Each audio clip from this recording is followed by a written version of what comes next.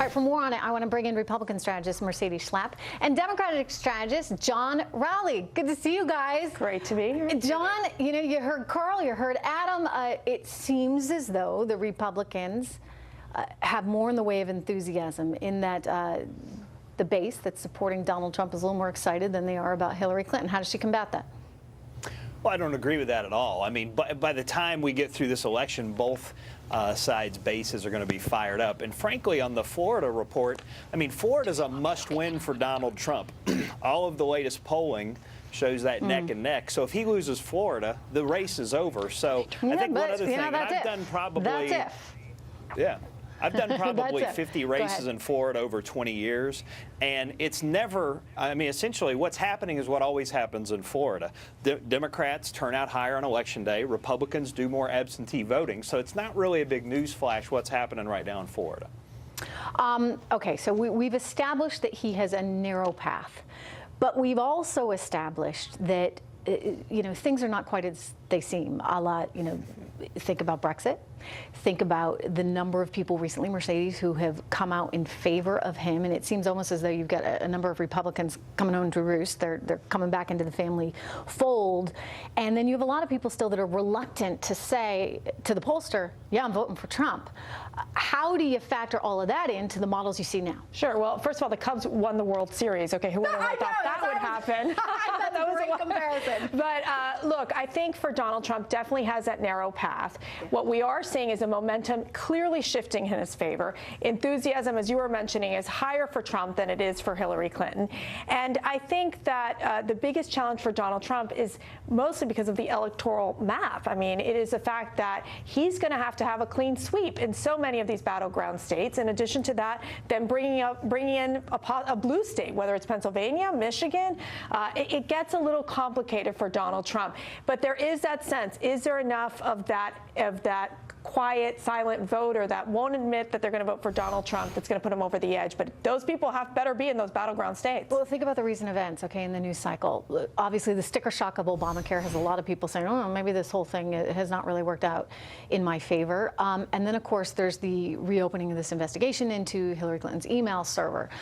So a lot of people that maybe forgave her first time around, do you think they're willing to do it twice? Do they start to scratch their head and say, why is this coming back? Maybe it's not some conspiracy. Maybe it's just her. Well, first of all, you have to wonder if many of these voters are actually hearing what's out there. The mainstream media is actually not covering, barely covering the WikiLeaks, barely covering the FBI investigation of the Clinton Foundation. They've been more reluctant to cover this. So I think that as the voters continue to hear this pattern of corruption, it is why her dishonesty numbers are so low. With that being said, Trump has had to really been on message, whether it would be on Obamacare and trade and all these other issues. And he's done that. And he's been on message. He's done, but is that enough 5 days out? Well, and that's going to be the big question. John, the news cycle also, frankly, is you know, on his side in that she's really struggling to keep up with everything that's coming at her. The latest being that she may have had her server attacked by foreign entities 5 times, and there are reports now of this investigation into the Clinton Foundation for a pay-to-play scandal there. I mean, all of these things have been lurking there. They seem to be all of a sudden bubbling up in a way that, my goodness, if I were running that campaign, this is like disaster time. I mean, to say the #1 news story of the last week, the media has underreported on the FBI director essentially playing hatchet man against Hillary Clinton, I think that's a little bit of an overstatement. But, you know, it's been a tough week. Mercedes didn't say that. She said it's the WikiLeaks, right? I mean, it's between the WikiLeaks. That's been covered and covered and covered. This has also been the FBI I guess you watch a lot of Fox Business because we've covered it, but not everyone else. Look at the numbers, and clearly in terms of minutes that the mainstream media has covered these topics, what's the revelation? There's been no major revelation. There have been more controversial and meaningful things Donald Trump tweeted that have been in WikiLeaks. And that is He's not tweeted a more revelation. newsworthy things than has been any of the WikiLeaks. There's no smoking gun in it. I can't believe it. Well, just because you want it to be true, it doesn't make it true. The emails are what they are. They state what they state. It's clear that the emails have shown that the Clinton Foundation has been involved in pay-for-play schemes. You had Doug Ban, who was going out there pushing forward the Bill Clinton Inc. and trying to organize millions of dollars for him. That's newsworthy. I'm sorry. That's something you got to cover. You got to let the American people be but it doesn't implicate Hillary Clinton at all. They have to be aware of this pattern of dishonesty and deceit that the Clintons keep pushing forward. How can you say it doesn't implicate her in that?